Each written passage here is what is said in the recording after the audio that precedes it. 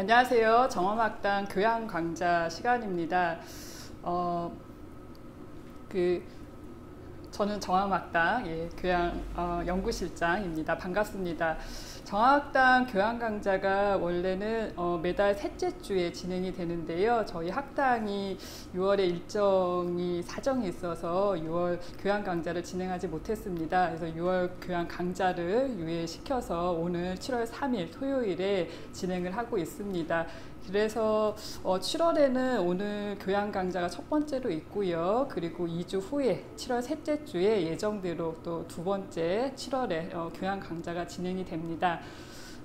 오늘 6월이자 7월의 첫 번째 교양 강좌는 이준엽 선생님을 모시고 무신론자의 경건함, 에피쿠로스의 신학이라는 주제를 가지고 강좌를 청해 들으려고 합니다. 자, 에피쿠로스 자연 철학은 원자와 허공, 그러니까 아톰과 캐논이라는 개념을 중심으로 세계의 구조를 설명하는 독특한 그런 내용을 가지고 있습니다. 그래서 오랫동안 에피쿠로스가 무신론자로 많이 회자가 되었었는데 흥미롭게도 흥미롭다기보다는 중요한 장면인데, 에피쿠로스는 여러 전언에서 스스로 신에 대한 믿음을 표명하고 있습니다. 이 흥미로운 장면에 대해서 오늘 이준엽 선생님이 굉장히 의미 있는 그런 강의를 진행을 해주시겠습니다. 이준엽 선생님은 현재 서울대학교에서 고전학과 철학을 강의를 하고 있고요. 그리고 더럼대학에서 박사 수료를 하셨고, 그리고 헬레니즘 철학을 오랫동안 공부하셨고, 특히 에피쿠로스 자연 철학에 대해서 굉장히 섬세하고 깊이 있는 그런 공부와 연구를 진행해 오셨습니다. 오늘 선생님께서 오랫동안 공부하신 그런 공부의 내용들을, 연구의 내용들을 우리에게 풀어주시는 그런 시간을 청해서 갖도록 하겠습니다. 오늘 함께 좋은 시간 보내셨으면 좋겠습니다. 감사합니다. 부탁드리겠습니다.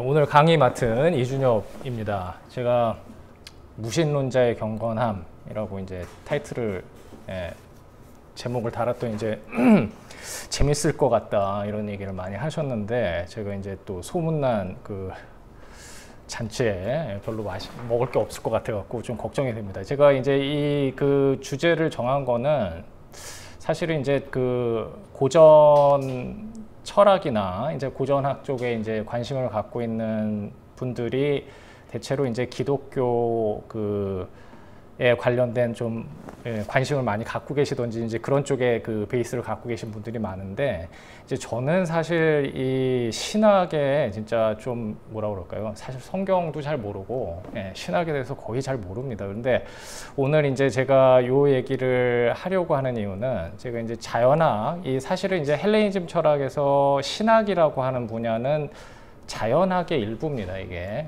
그래서 이 에피쿠로스 자연학의 어떤 그 내용이랑 사실은 이제 굉장히 어려운 부분입니다. 이게 에피쿠로스 철학에 대해서 잘 알고 있는 이제 학자들 사이에서도 제일 이제 고난도 그 주제 중에 하나로, 그러니까 왜 그러냐면 이게 윤리학과 자연학과 뭐 인식론 이런 곳이 다 만나는 어떤 주제이고, 또 이제 우리가 갖고 있는 여러 가지 문헌의 한계 때문에 그래서 그 뭔가 이 여러 가지 그 추측을 통해서만 우리가 알 수 있는 것들이 너무 많기 때문에 그러니까 이 주제가 사실 좀 다루기가 좀 까다로운데, 제가 이제 하도 뭐 여러 가지 이제 그 생각을 해보다가 저도 이제 이런 걸 한번 해볼 필요가 있지 않을까 싶어갖고 손을 댔는데, 어제 굉장히 이제 후회를 하면서 제가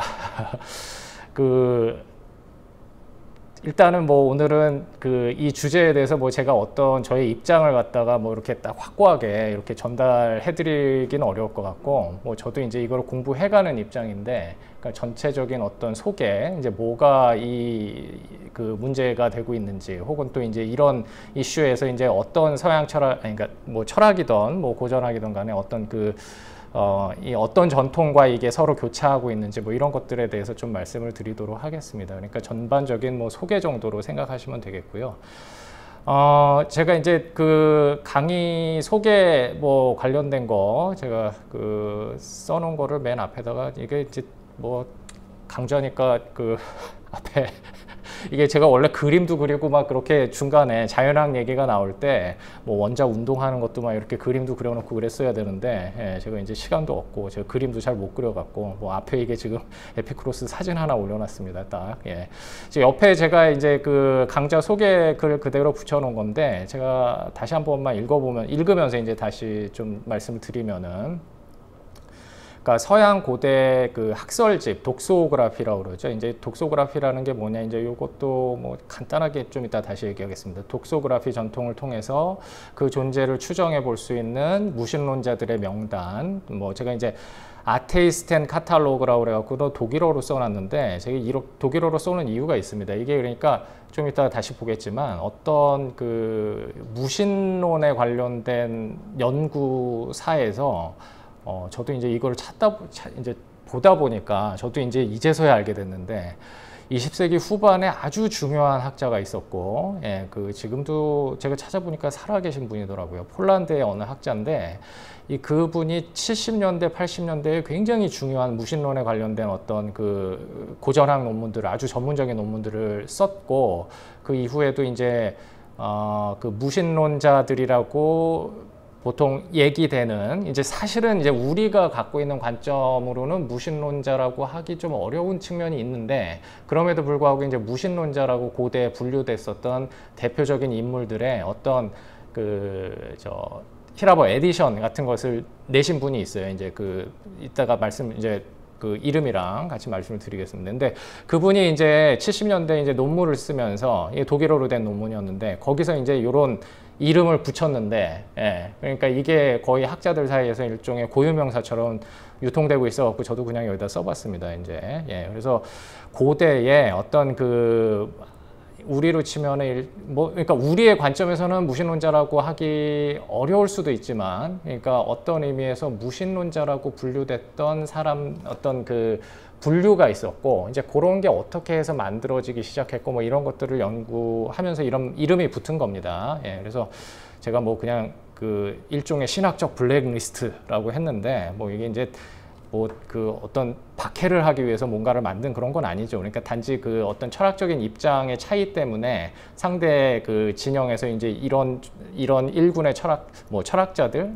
이제 예, 뭐라고 그래야 되는지 모르겠지만 어떤 사람들을 이렇게 묶어서 이제 아무튼 뭔가를 이렇게 만들기 시작했다라는 겁니다. 예, 그래서 종종 이제 그런 무신론자들의 명단에 에피쿠로스도 포함되는 경우가 있었는데 사실 이제 에피쿠로스가 쓴 메노이케우스에게 보내는 편지 이제 그런 데를 보면은 거기 분명히 이제 신들이 존재한다라고 이제 말을 하고 있고 또 게다가 신은 불멸하고 제가 이제 복된 동물이다, 복되다라고 이렇게 번역을 하고 있다가 최근에 이제 다시 복받은이라고 갔는데 이따가 제가 번역본 같이 좀 읽겠지만 제가 그걸 왔다 갔다 안 고친 데도 있고 복된이라고 다시 그냥 또 써야 되나 이런 생각도 하고 있습니다. 근데 제가 왜 복받은이라고 하는 거는 우리가 이제 흔히 사람들 사이에서 야, 이 사람 진짜 복받았다. 너는 진짜 일할 필요도 없고 그런 의미의 어떤 복받았다라는 말 있잖아요. 이제 그 말이랑 거의 비슷한 거 아닌가 이제 이런 생각이 들어갖고 제가 이제 이렇게 썼는데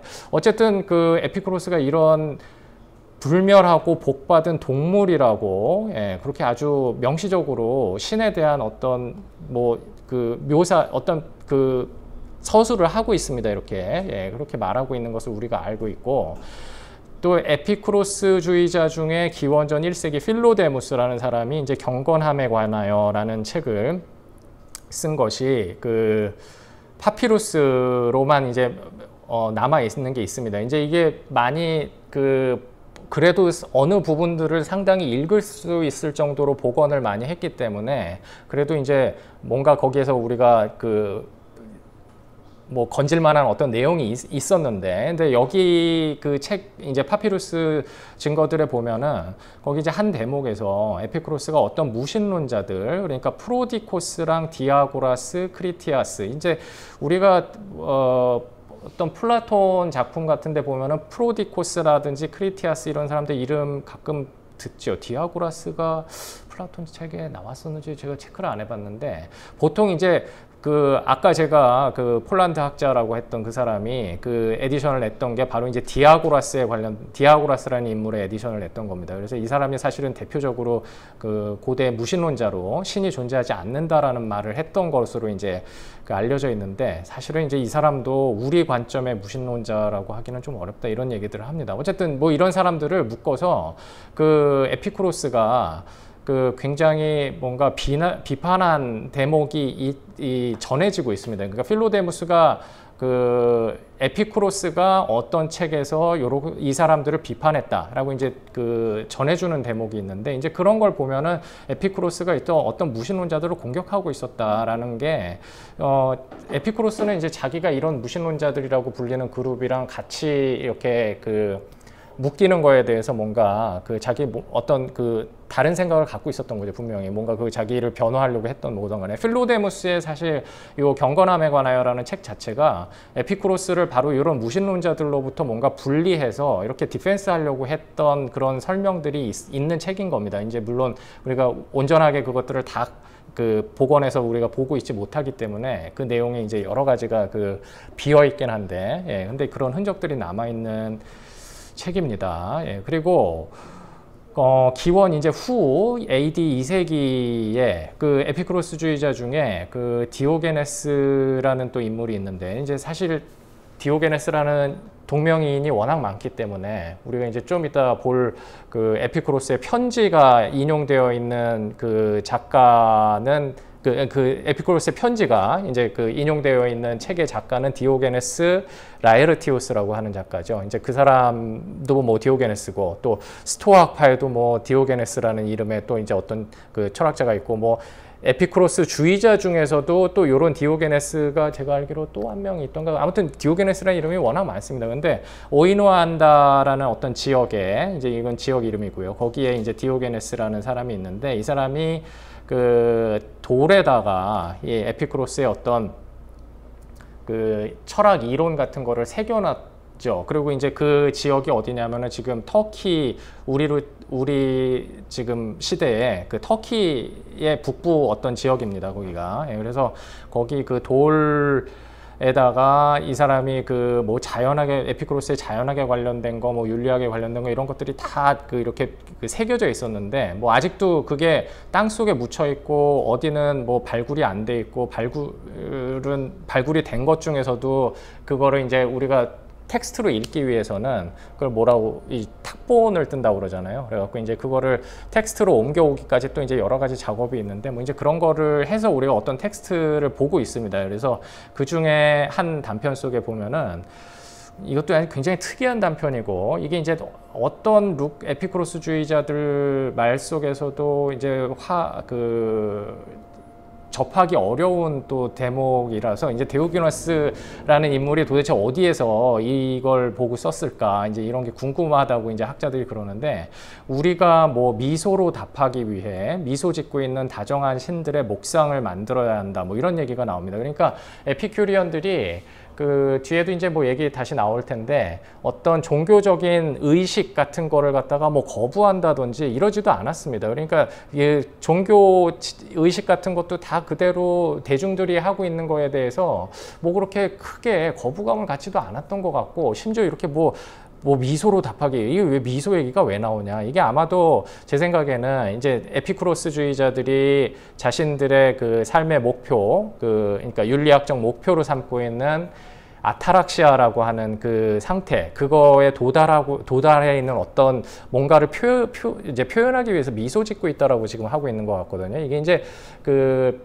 제가 뭐 요 첫 대목에서 이제 이 얘기를 길게 하기는 그런데 이 웃음에 관련된 어떤 그 우리가 고전학에서 그 토픽을 추적을 하다 보면은 늘 만나게 되는 게 사실 원자론자입니다. 그래서 키케로의 책에서도 보면은 이제 데모크리토스가 웃음에 관해서 그 연구한 것으로 잘 알려져 있고 그다음에 뭐 또 그 우리가 그 소크라테스 이전 철학자들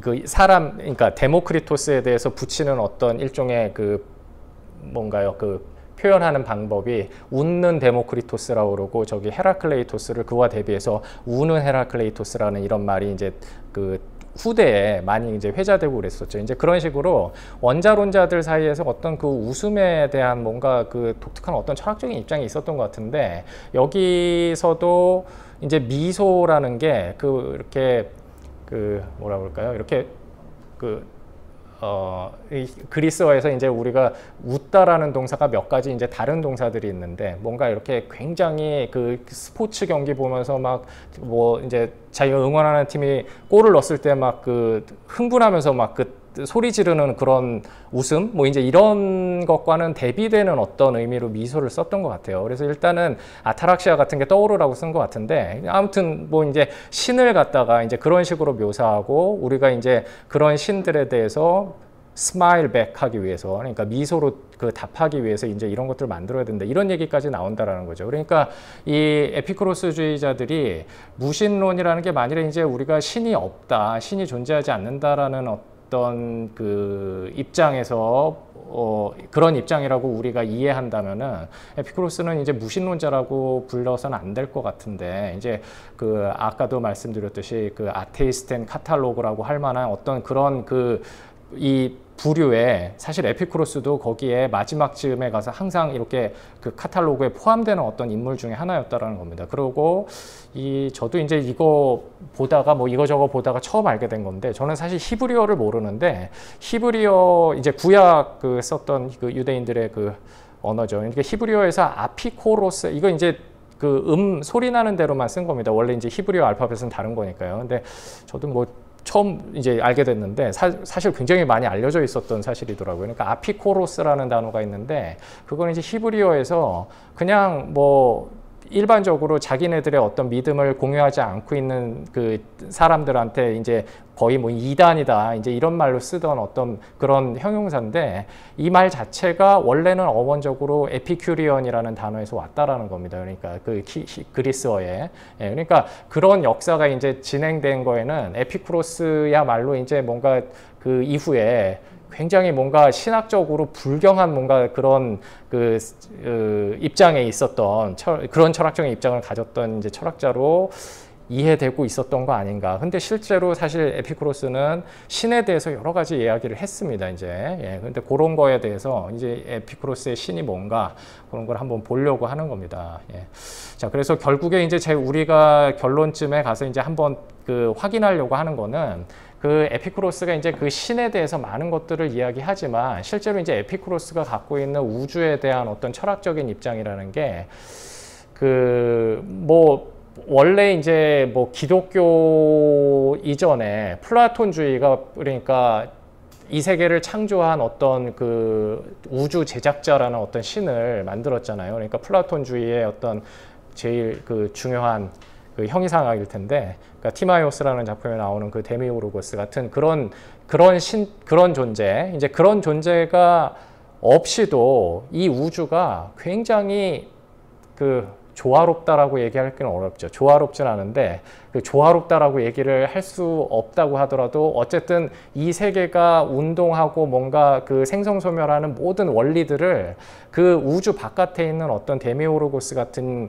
존재를 도입하지 않고서도 얼마든지 설명할 수 있다라는 그런 철학적인 뭐 그 우주론 혹은 뭐 세계관 이런 것들을 갖고 있었기 때문에 이제 이런 이유에서 사실은 나중에 이 에피쿠로스 철학을 공유하지 않는 이제 다른 철학적인 입장에 있는 학파들로부터 이제 거의 뭐 이단으로 몰렸던 거 아닌가 이제 이런 생각을 이제 우리가 해볼 수 있다. 뭐 이제 이런 거를 한번 쭉 보려고 하는 겁니다.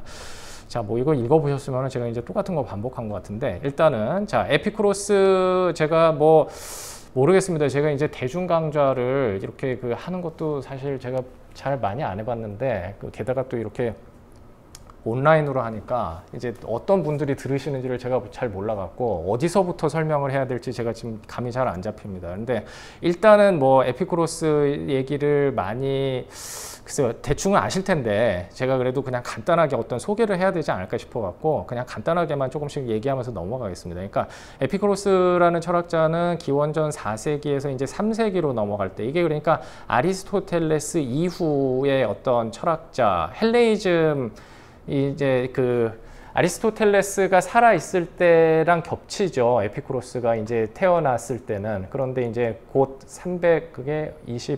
322년이었나요? 3년이었나요? 제가 정확히 기억이 안 나는데 아리스토텔레스 이제 사후에 본격적으로 이제 헬레니즘 그 스쿨이 그 학파들이 이제 막 만들어질 때 그 시점에 이제 에피쿠로스가 바로 이제 그 헬레니즘 그 학파의 어떤 한 대표적인 그 학파의 창시자였고 이 사람은 원래 이제 사모스 섬 출신입니다. 이제 사모스라는 섬이 제가 지도 같은 거 같이 보면 좋을 것 같긴 한데 뭐 사실 그 이오니아 지역에 있는 어떤 조그만 섬이죠. 그래갖고 그 아마 서양 고대 철학 이런 거를 관심 있게 알고 계신 분들은 사모스 섬 어디서 많이 들어봤다라고 생각하실 텐데 피타고라스도 사모스 섬 출신이고 그 다음에 엘레아 학파의 갑자기 제가 이름이 멜레토스랑 헷갈리고 있습니다. 멜레토스는 이따가 소크라테스의 변명에 나올 사람이고 그 멜리소스, 멜리소스 죄송합니다. 그러니까 파르메이데스, 멜리소스, 제논, 에서 그 멜리소스도 사실 이제 사모스 섬 출신이고 그래갖고 여기 그 고대 철학사에서 사실은 자주 등장하는 어떤 그 곳입니다. 그리고 여기서 출생했는데 그 아테네로 갔었고 그리고 아테네에서 잠깐 있다가 거기에서 바로 이제 뭐 어떤 철학적인 활동을 했던 게 아니라 레스보스 섬으로 와서 미틸레네라는 어떤 지역에서 학교 교사로 이제 활동을 했었는데 이 당시에 이제 제가 이제 빨간색으로 표시를 해놓은 게 헤르마르쿠스 그다음에 이제 이 사람이 람사코스라는 지역으로 이주를 해서 메트로도로스랑 폴리아이누스라는 인물을 말하는데 이 빨간색으로 제가 표시해놓은 이 사람들이 이 밑으로 내려오면 알겠지만 4명의 인도자들이라고 우리가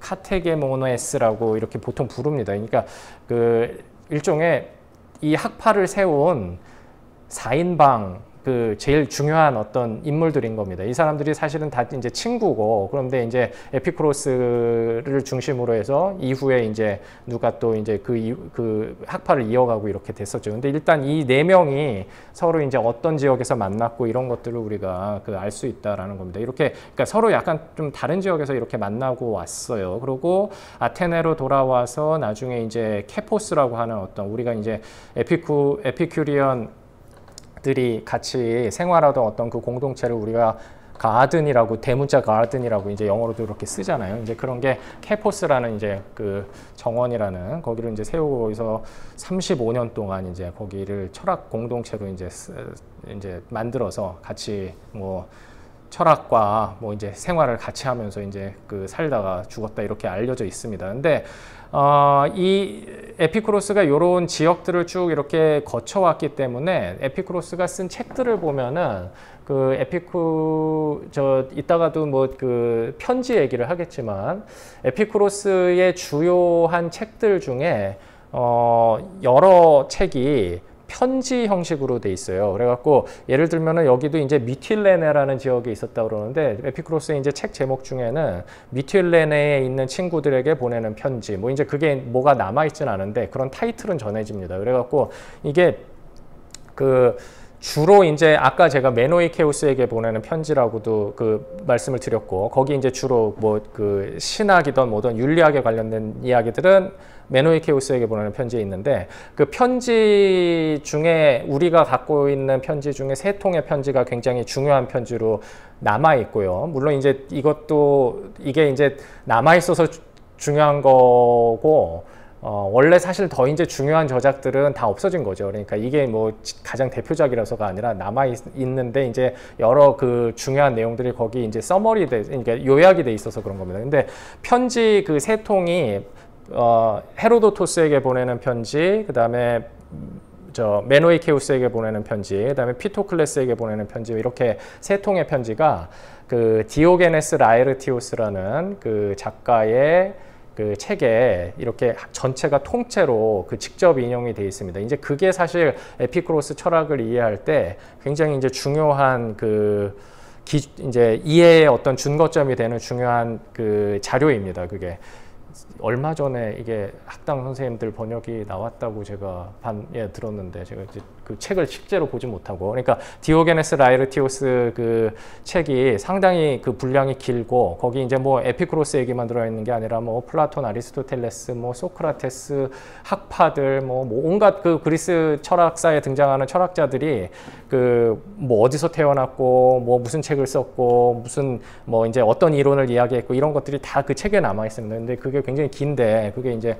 정화학당 이제 선생님들 그 번역 오래전부터 하셨던 게 이제 얼마 전에 바로 출간이 됐다라고 알려져 있습니다. 제가 이제 그 책을 보지 못했고요. 근데 그 책에 이제 10권에 제가 아까 말씀드렸듯이 세 통의 편지가 그 인용이 돼 있고, 그게 이제 굉장히 중요한 책입니다. 근데 그 편지 말고도 제 얘기는 아까 얘기했듯이 미틸레네에 있는 친구들에게 보내는 편지, 뭐 이도메네우스에게 뭐 보내는 편지가 붙어 있는 타이틀은 그 굉장히 많습니다, 이게. 그러니까 뭐냐면은 에피쿠로스가 왜 그렇게 많은 편지들을 썼는가, 이제 이것도 굉장히 중요한 이슈 중에 하나인데, 그게 아마도 그 아테네 중심의 어떤, 여기 물론 이제 에피쿠로스는 아테네에 와서 이제 이 철학을 그 학파를 세우고 이렇게 활동을 했지만, 지금 이런 그 지역들을 거쳐왔잖아요. 그러면서 아마도 미틸레네에도 거기 어떤 에피큐리안 공동체가 뭔가 일종의 지부 같은 게 뭐가 남아 있었던 것 같고, 람사코스라는 지역을 거쳐왔는데 거기에도 뭔가 그런 공동체가 있었던 거 아니었을까, 이런 생각을 해볼 수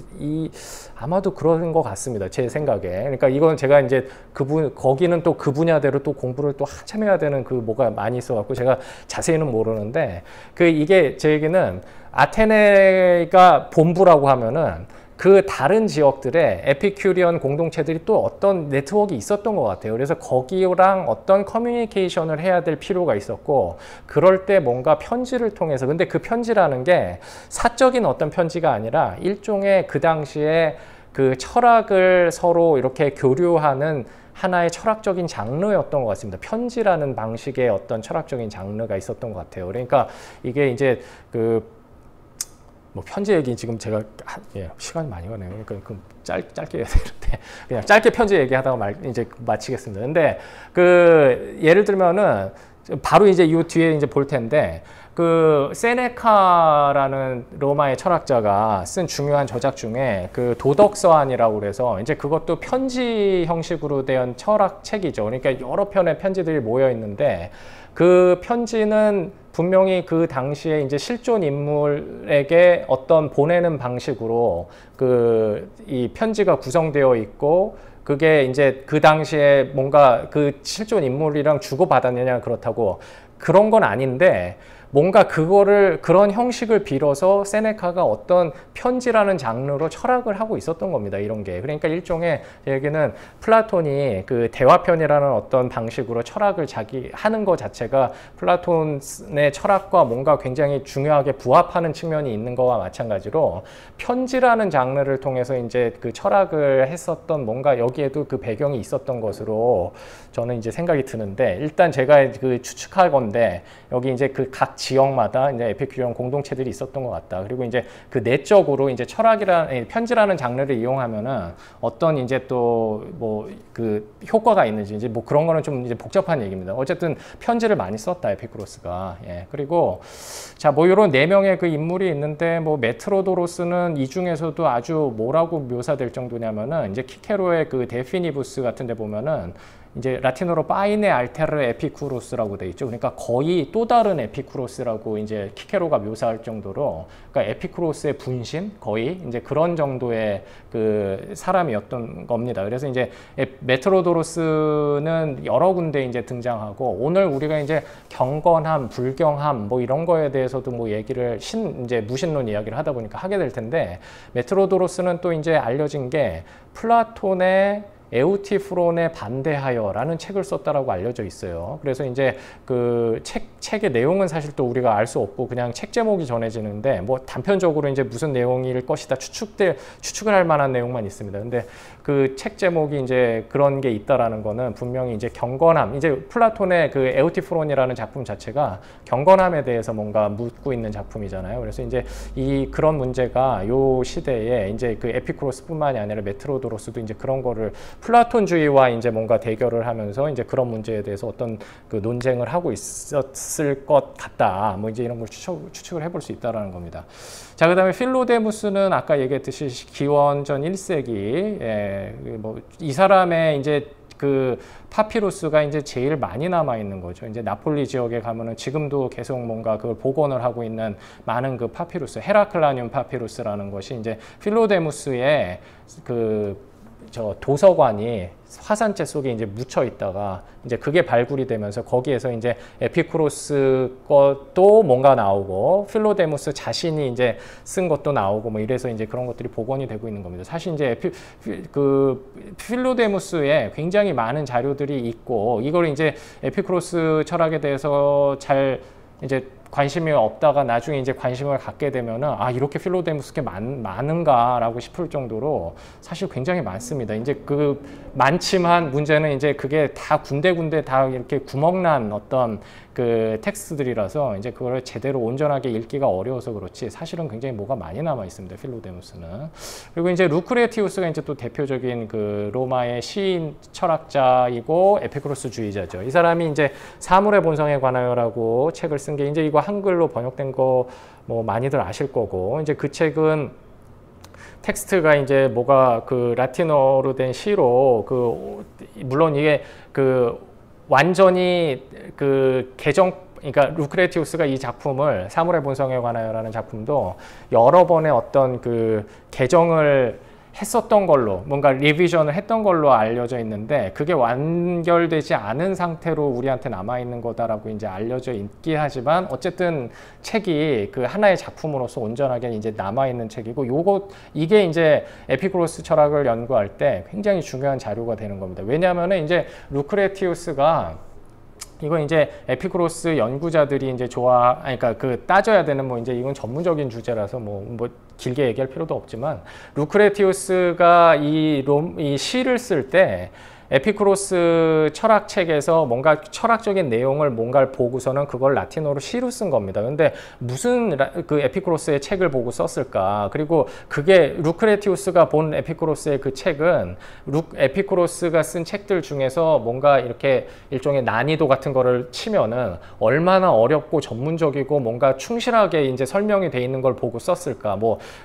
이제 그 시로 쓰면은 혹시 이제 에피쿠로스 철학 이 저서들 중에 뭔가 굉장히 쉽고 난이도가 떨어지는 뭔가 그런 거를 보고 쓰지 않았을까 이렇게 막연하게 생각할 수도 있는데 이제 이 분야에 이제 제일 유명한 학자라고 할 만한 데이비스 애들리라는 그 학자의 아주 중요한 주장이 루크레티우스가 본 소스가 뭐 필로데무스나 뭐 어떤 다른 사람들이 본 것보다도 훨씬 중요한 소스를 보고 썼다라는 겁니다. 그러니까 에피쿠로스의 책 중에서 가장 어렵고 가장 뭐라고 될까요? 자기의 설명을 전문적으로 온전하게 다 해놓은 자연에 관하여라는 굉장히 긴 책이 있는데 사실 루크레티우스가 본 소스는 에피쿠로스 철학을 접하기 위해서 본 소스는 그 책밖에 없다라고. 심지어 이제 에피쿠로스가 수많은 책을 썼고 사실은 거의 다 소실됐는데 그 수많은 책 중에서 그거 아무것도 안 보고 자연에 관하여라는 그 엄청난 책 그것만 보고 썼다라고 주장을 하는 학자가 있을 정도로 사실 루크레티우스는 굉장히 훌륭한 이 연구의 어떤 기준이 되는 자료다라는 겁니다. 여기 이제 사실 이제 루크레티우스를 열심히 읽어야지 에피쿠로스를 훨씬 더 잘 이해할 수 있다. 뭐 이제 이렇게 이해할 수 있을, 얘기할 수 있을 정도로 아주 중요한, 이제 우리에겐 자료입니다. 이제 루크레티우스가. 자, 그리고, 자, 이게 세네카 이제 도덕서 안에서 제가 이거는 그냥 공동체 에피쿠로스가 이제 그런 이야기를 이제 에피큐리언 아까 그 가든이라고 얘기되는 데가 어떤 곳인가 뭐 이제 이런 얘기하면서 그 잠깐 인용한 건데요. 그러니까 세네카는 에피쿠로스주의자는 아닌데 세네카가 이런 이야기를 한 적이 있습니다. 그러니까 뭐 하지만 이건 이제 에피쿠로스만 얘기하기 위해서 한 건 아닌데 하지만 글로 된 논의보다는 함께 살며 직접 대화를 나누는 것이 그대에게 더 큰 이로움을 줄 것이다. 그대는 어떤 일이 실제 벌어지고 있을 때 거기에 가보아야 한다. 왜냐하면 첫째로 인간들은 귀보다는 눈을 더 믿기 때문이고 둘째로 배움의 과정이 훈계를 통해서는 지루하지만 본보기를 통해서는 빠르고 효율적이기 때문이다. 라고 하면서 이제 이거는 스토아 이야기입니다. 원래 이제 세네카는 스토아주의자죠, 원래. 그래서 클레안테스는 그가 단지 제논의 강의를 듣기만 했다면 제논을 본뜨지 못했을 것이다. 클레안테스는 오히려 제논의 삶을 나누었고 그의 내면을 꿰뚫어 보았으며 그가 자신의 규칙에 따라 사는지를 지켜보았다. 플라톤과 아리스토텔레스와 후일 각기 다른 길로 가게 될 철학자들의 온갖 무리는 소크라테스의 말보다는 오히려 그의 행위로부터 많은 것을 이끌어냈다라고 하면서 아까 제가 얘기했었던 그 에피쿠로스 학파의 4인방 이제 언급이 되죠. 메트로도로스와 헤르마르쿠스와 폴리아이누스를 위대한 인물들로 만든 것은 에피쿠로스의 스콜라가 아니라 콘투베르니움이다 라고 이제 그게 이제 콘투베르니움이라는 이 라틴어가 사실은 이제 텐트를 같이 썼다. 그러니까 한 지붕 뭐 이제 그러니까 군대로 치면은 이렇게 그 막사를 같이 쓰는 어떤 그거를 콘투베르니움이라고 이제 우리가 보통 부르는데 그 스쿨이라는 개념의 그런 학파라기보다는 이제 에피쿠로스 그 공동체가 그런 콘투베르니움이라고 이제 불려졌다. 이제 지금 그 세네카가 이제 얘기하는 게 이제 그 철학의 어떤 이론적인 측면보다 이 사람들이 갖고 있었던 학파라는 개념은 우리가 생각하는 무슨 뭐 경제학에서 무슨 학파 이런 거와는 굉장히 이제 다른 차원에 있었던 것이죠, 이게. 예, 이제 요런 거 한번 그냥 보려고 제가 드린 겁니다. 자, 그 다음에 에피쿠로스의 이제 철학 체계에 대해서 간단하게 한번 얘기하면은 이제 원자로 이제 우리가 뭐 헬레니즘 철학을 갖다가 뭐 이제 그 체계를 가지고 이렇게 분류를 해서 하나의 그 철학 체계를 갖다가 설명할 때 뭐 존재론, 인식론, 윤리학 뭐 이렇게 세 개의 분야로 이제 분류하는 방법이 이제 헬레니즘 시대부터 유행을 하기 시작했는데 이제 그 분류에 따라서 우리가 이야기를 하자면은 존재론의 그 차원에는 이제 어떤 원자론의 입장이었던 거죠. 그러니까 원자론이라는 거는 아까 이제 연구실장님 처음에 말씀해 주신 것처럼 그 이 세계의 실제로 이 세계에 존재하는 것은 그 원자들과 허공밖에 없다라는 것이고 이게 이제 에피쿠로스가 처음 얘기한 게 아니라 데모크리토스 원자론이라고 물론 이제 레오키포스라는 인물도 있고 데모크리토스 이렇게 있는데 에피쿠로스는 무슨 이유에서인지 레오키포스라는 인물은 실존하지 않았다라는 이야기를 한 것으로 이제 알려져 있어요. 근데 왜 그런 얘기를 했는지 모르겠는데 아무튼 에피쿠로스는 이제 데모크리토스 원자론으로부터 뭔가 그 자기의 어떤 철학을 출발했던 사람이고 그래서 원자론적인 입장에 서 있었고 그 다음에 그 인식론의 측면에서는 글쎄요 뭐 경험주의라고 해야 되는지 감각주의라고 해야 되는지 뭐 여러 가지 이제 이름을 붙여볼 수 있는데 뭐 경험주의라고 이렇게 이름을 붙인다고 하더라도 이게 이제 우리가 철학 관심 있는 분들은 대번에 이제 경험주의, 혹은 경험론이라고 하면 떠올리는 사람들이 17세기 영국의 이제 그 경험론자들이잖아요. 그래서 로크, 뭐 버클리, 휴움 같은 그런 류의 경험론과는 상당히 거리가 있습니다. 그러니까 이게 뒤에 보겠지만 오히려 신에 대한 어떤 관념을 인간이 본유적으로 타고났다라는 이야기를 에피쿠로스가 하거든요. 이제 그런 거를 보면은 오히려 무슨 뭐 본유관념론 같은 거 원래 이제 17세기 철학에서 경험론이랑 뭐 합리론 뭐 이렇게 구별해 갖고 이제 서로 막 그 대륙의 이제 뭐 데카르트, 스피노자, 라이프니츠 이런 사람들이랑 영국 경험론자들이 싸웠던 거는 본유관념 논쟁이었잖아요. 이제 중요한 논쟁 중에 하나가 여러 가지가 있었지만 근데 그런 측면에서 보면 에피쿠로스는 경험주의라고 부르면 안 되는 거 아닌가 싶을 정도로 뭔가 이제 본유적으로 타고난 게 있다. 물론 이제 모든 게 다 그렇다라는 것도 아니고 뭐 일반 개념이 그렇다라는 것도 아닌데 어떠한 뭐 이제 우리가 오늘 이제 얘기할 그 신에 대한 관념은 그 본유적으로 모든 인간들이 타고난 것처럼 이야기를 한 것이 이제 17세기 경험론과는 분명히 이제 큰 차이가 있습니다. 그래서 뭐 이제 경험주의라고 이름은 붙였지만 그 어떤 측면에서 이제 경험주의라고 붙이는 게 좀 약간 말이 그 오해의 소지가 있을 수 있는데, 그럼에도 불구하고 경험주의라고 이야기를 해야 되는 거는 뭐냐면은 에피쿠로스가 이제 기본적으로 그 뭔가 참 진리의 기준으로 삼는 것 자체가 늘 이제 감각에서부터 비롯된다. 이제 물론 뭐 감각만이 아니라 뭐 그 뒤에 나오겠지만 뭐 선개념이라고 얘기되는 뭐 프롤랩시스도 이제 진리의 기준이고, 파토스도 진리의 기준이고, 뭐 에피쿠로스 주의자들은 에피볼레라는 어떤 인식작용도 뭐 그 진리의 기준인 것처럼 이야기를 했는데, 기본적으로 그 감각으로부터 모든 것들이 온다. 그러니까 우리가 참이라고 부를 만한 것들은 이제 그런 입장에 있었다라는 게, 기본적으로 이 뒤에 가서 이제 오늘 그 신이라는 게 어떤 존재인가를 이야기하면서 연결이 되겠지만, 이 사물에서부터 뭔가 사물의 표면에서 얇은 막 같은 게, 이게 뭐가 껍질같이 이렇게 뱀껍질에 실제로 비유를 하기도 합니다. 그래서 사물의 어떤 표면에 얇은 막 같은 게 떨어져 나와서 그게 이렇게 날라와 갖고 우리의 시각기관에 이 어떤 그 부딪혀야죠. 그게 이제 부딪혀서 어떤 인과작용을 해야지만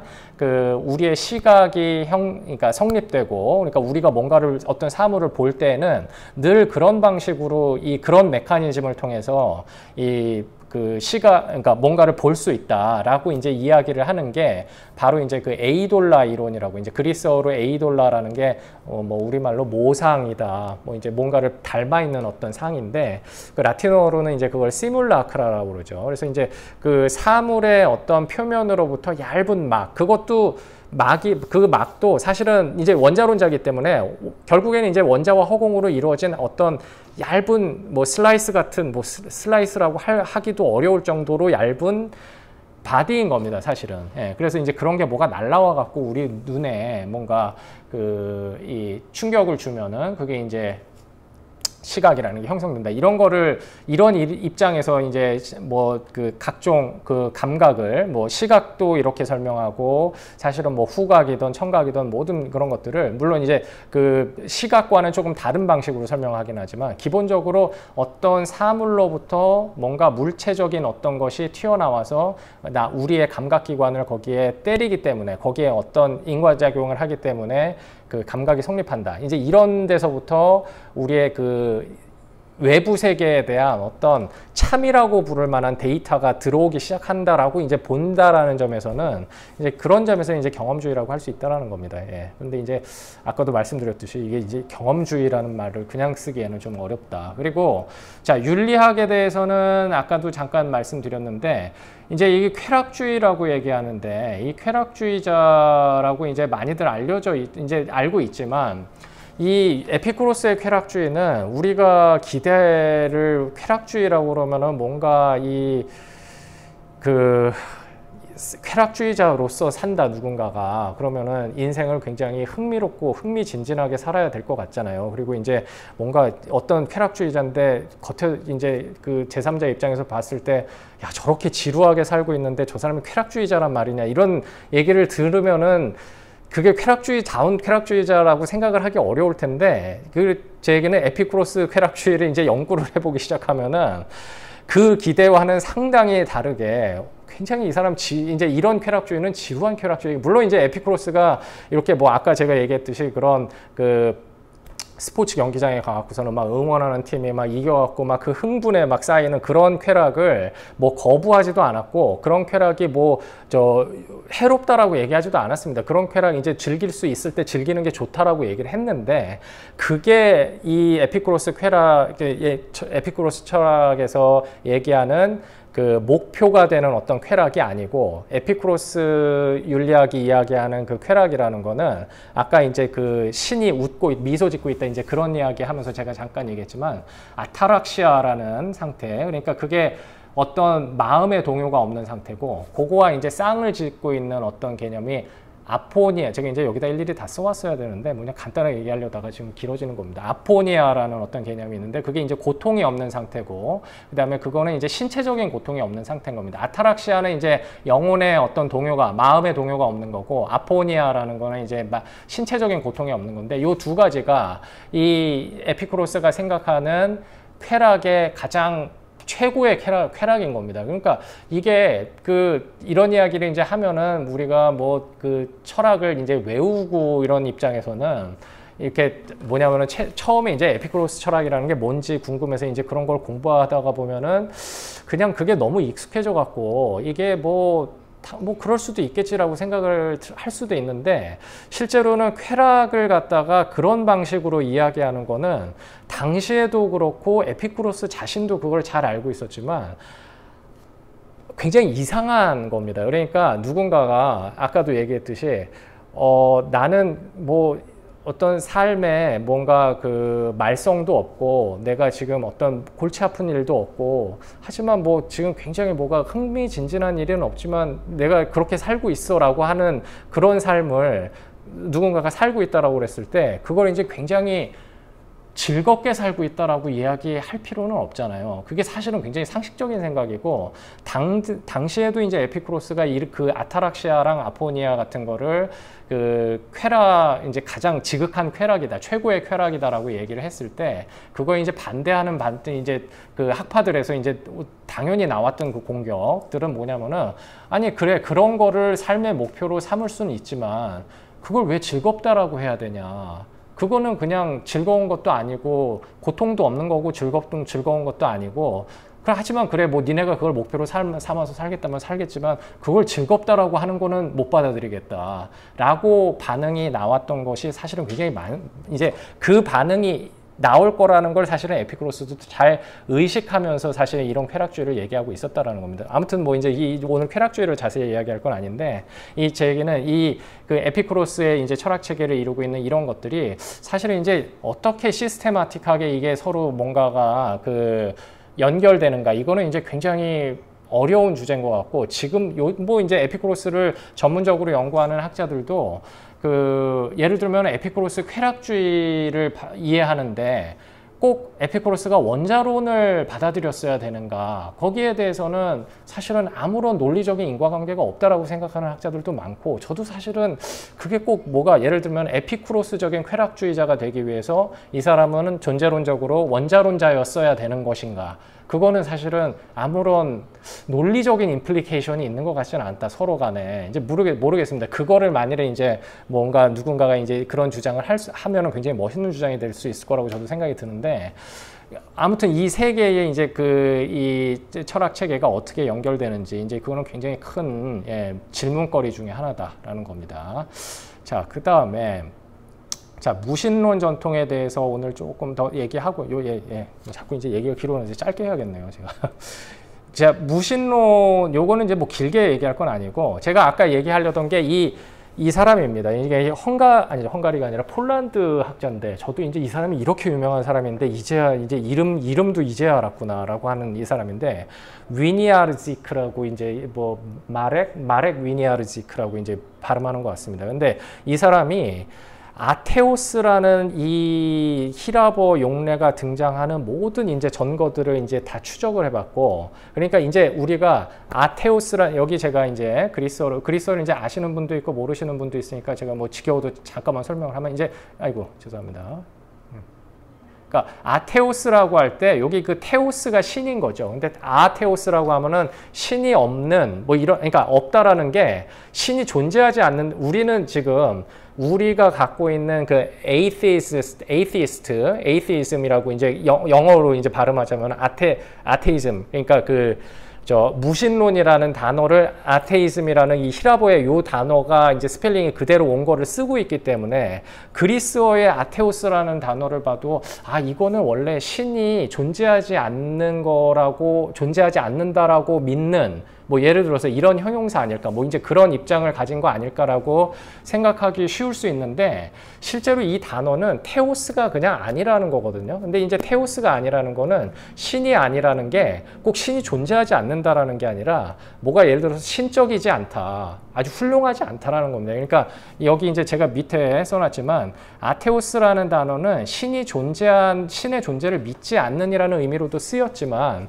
그런 의미로만 쓰인 게 아니라 조금 더 넓은, 우리가 이제 아테이즘이라고 부를 때의 그 의미 맥락보다 조금 더 넓게 뭐 신적이지 않고, 예를 들어서 어떤 사람이 굉장히 비열하다, 이렇게 굉장히 그 야비한 사람이다, 이럴 때 뭐 아테오스라고 쓸 수도 있고, 그 다음에 뭐 드물게는 이제 뭐 신으로부터 버림을 받은 사람을 갖다가 아테오스라고 부르기도 했다라고, 이제 이거 이제 위니아르지크라는 사람이 쓴 거기 논문에 이제 나오는 걸 뭐 제가 자세히는 못 읽어봤는데 그렇게 나옵니다. 아무튼 예, 그래서 이게 이제 아테오스라는 단어가 우리가 생각하는 것보다는 훨씬 더 이제 의미 맥락이 조금 더 넓었다. 그래서 단지 무신론자들만을 가리키는 게 아니었고, 그 다음에 이게 이제 어떤 방식으로 이게 사용됐고, 요런 게 누구와 이제 연관이 돼 있고, 이런 거에 대한 추적을 하다가 이 사람이 이제 76년에 썼던 이게 독일어로 쓴, 여기에 이제 아까 얘기했던 아테이스텐 카탈로그라는 말이 나온 거죠. 그러니까 최초의 아테이스텐, 그러니까 무신론 자들의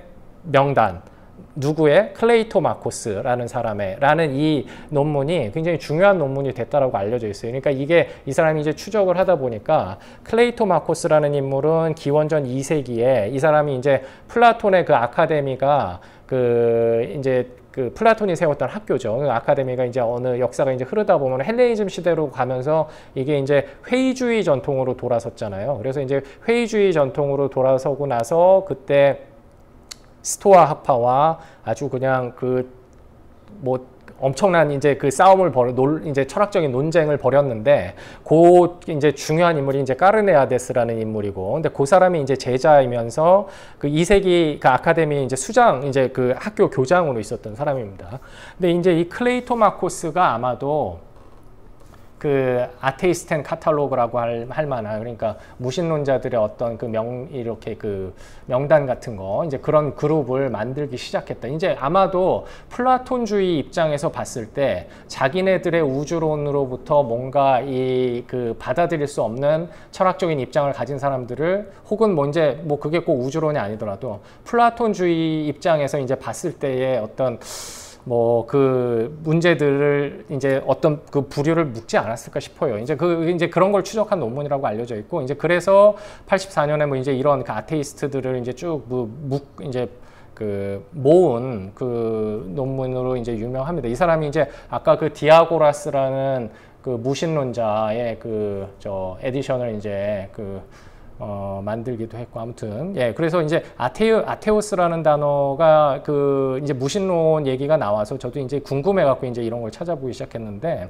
이제 하나는 이제 뭐냐면은 이거랑 관련해서 이제 제가 번역을 안 써놨네요. 제가 지금 이게 지금 그리스어를 모르시는 분도 있을 텐데 죄송합니다. 제가 이제 그냥 발음만 하면은 이 그리스어에 경건한이라는 말이 에우세베스라는 단어 계열의 이 어휘들이 있고, 그게 반대되는 게 아세베스라는 이제 계열의 어휘들입니다. 하나는 이제 경건한 거고 하나는 불경한 거고. 근데 요거 말고도 호시오스와 아노시오스라는 이제 계열의 이제 그 어휘들이 있는데, 이게 사실 에우세베스랑 호시오스라는 단어가 별로 이렇게 저도 그 의식을 안 해갖고 구별을 없이 그냥 쓰고 있었는데, 둘 다 이제 저는 경건한이라고 그냥 아무 때나 쓰고 있었는데, 이게 진짜 나중에 이제 생각을 하다 보니까 이게 뭐가 의미가 혹시 다를 수도 있지 않을까. 그리고 이제 이 두 어휘가 같이 나오면 또 뭐가 저는 이제 그런 용례를 아직 본 적이 없어, 에피쿠로스 관련해서. 그래서 이제 특별히 문제를 못 느꼈는데, 마침 제가 이제 플라톤의 이제 에우티프론 그 학당 그 번역 그 책에 이제 강성훈 선생님 번역에 보니까 굉장히 그 유용한 각주가 있어서 제가 이제 말씀을 드리면은, 이제 강성훈 선생님이 거기 이름이 어떤 학자, 미칼슨이랑 학자였던 거, 제가 이름이 기억에 맞는지 모르겠는데, 그 학자를 이제 인용하시면서 강성 선생님 얘기로는 이제 이 두 단어가 호시오스와 에우세베스가 완전히 이제 똑같은 의미는 아닐 수도 있다. 이제 그쪽에 이제 전문가인 사람들이 이제 그 문헌들을 쭉 이제 보면은 아주 이제 플라톤의 경우에 이제 이 두 단어가 완전히 그 다른 의미로 쓰이는 경우는 사실 거의 찾아볼 수 없고, 이제 강성원 선생님도 이걸 고민을 하신 거는 에우티프론에 마침 호시오스와 에우세베스라는 단어가 한 문장에 동시에 나오는 이제 그 구절이 있어서 이거를 똑같은 단어를 번역어를 줄 수가 없으니까 이제 그걸 고민해 갖고 이제 이제 각주를 마련하셨던 것 같은데, 어쨌든 그 이게 구별되는 어떤 작가의 이제 문헌도 이제 읽을 수 있다라는 겁니다. 이제 그 학자에 따르면은 뭐 그래서 약간 의미가 다른 것 같긴 한데, 플라톤에서는 사실은 뭐 뉘앙스의 차이 정도로만 이게 아주 의미가 아주 많이 바뀌는 건 아닌 것 같다라는 거고, 만일에 굳이 의미의 차이를 두자면은 에우세베스 이쪽은 뭔가 종교적인 의미에서의 그 뭔가 신에게 뭐가 신에게 불손하고 신을 공경하지 않고 이런 거고, 그다음에 호시오스 쪽은 이게 이제 어떤 덕목에 관련된 거, 경건이라는 덕들, 호시오테스라고 하면 이제 그게 경건함이라는 어떤 덕목들, 인간이 뭐 이제 그 뭐라 그럴까요? 뭐 어떤 꼭 굳이 신이 아니어도 그 뭐 다른 어떤 것에 대해서 경건한 어떤 태도를 가져야 되고 이제 그런 덕목을 가져야 되고 뭐 이제 그런 쪽으로 예, 설명을 하셨던 것 같아요. 그러니까 그런 설명 이제 차이를 둘 수도 있다. 예. 저도 이제 근데 제 얘기는 요런 쪽에 이제 그 어휘랑 이제 제 얘기는 아테오스를 비교를 해볼 필요가 있다라고 하면서, 제가 위니아르지 그 사람 얘기로는 밑에 이제 아테오스라는 의미가 아세베스라는 말에 약간 의미의 포함 관계가 있는 거 아닌가, 이제 그런 이야기를 하는 것 같습니다. 그러니까 뭐냐면은 우리가 무신론이라고 이야기하는 아테이즘이라고 얘기하는 그 단어의 어원이 되는 아테오스라는 히라버 단어는 꼭 신의 존재를 믿지 않는 이라는 의미보다 조금 더 의미의 폭이 더 넓은데, 그것도 사실은 아세베스, 불경하다라는 말에 조금 더 이제 포함 관계가 이렇게, 그러니까 불경한 아테오스 하면은 아세베스 하다라고는 얘기할 수 있는데, 아세베스 하다라고 해서 무조건 아테오스 하다라고 얘기할 수는 없는 것으로 이제 아까 무신론 전문가가 그런 식으로 설명을 하는 것 같아요. 예, 뭐 저도 이제 이거는 이제 제가 궁금해서 이제 보기 시작했는데, 예, 이런 사연이 좀 있다. 그러니까 그리고 이제 아테오스라는 단어는 우리가 생각하는 것보다 의미가 조금 더 이제 그 브로드한 의미로 이제 좀 넓은 의미로 쓰고 있었다. 사실 이제 위니아르지크라는 사람이 얘기하는 무신론자라고 아테오스라는 단어가 쓰인 첫 용례가 어디냐, 소크라테스의 변명이라는 겁니다. 그래서 제가 이제 또 강철원 선생님 어떻게 하셨나 하고서는 열심히 찾아봤는데 너무 정확하게 무신론자라고. 근데 여기는 진짜 여지없이 무신론자라고 할 수밖에 없는 게, 그 앞뒤 얘기가 이게 지금 소크라테스가 자기 이제 굉장히 불경죄로 고소당해갖고 내가 이제 거의 신을 안 믿는 것처럼 자꾸 이렇게 얘기하는데, 나 완전한 무신론자라고, 니네가 원하는 신은 안 믿는 사람이라고 뭐 얘기할 수는 있을지 몰라도 나는 저기 완전한 무신론자라고 얘기할 수는 없어, 그렇다고 뭐 이제 이런 이야기를 하는 대목이라서 여기는 정말 이제 무신론자라고 번역해야 되는, 플라톤이 이제 아테오스라는 단어를 그렇게 많이 쓰는 것 같지는 않은데, 여기가 바로 이제 꼭 플라톤만이 아니라 이제 문헌사에서 어떤 그 아테오스라는 어휘가 거의 처음으로 이제 무신론자를 딱 가리키기 위해서 쓰여진 용례인 것처럼 말하고 있는 것 같아요. 예, 아무튼 뭐 이제 이런 게 그 흥미로 가서 그냥 제가 이제 써놓은 겁니다. 예. 자, 오늘 에피쿠로스의 무신론 얘기로 넘어가는 거는 조금 이따가 예, 잠깐 쉬어야 될 것 같은데요. 잠깐 쉬었다가 하고요. 예, 잠시 한 10분 쉴까요? 예. 여기까지 진행하고 예. 4시 10분에 다시 시작하겠습니다.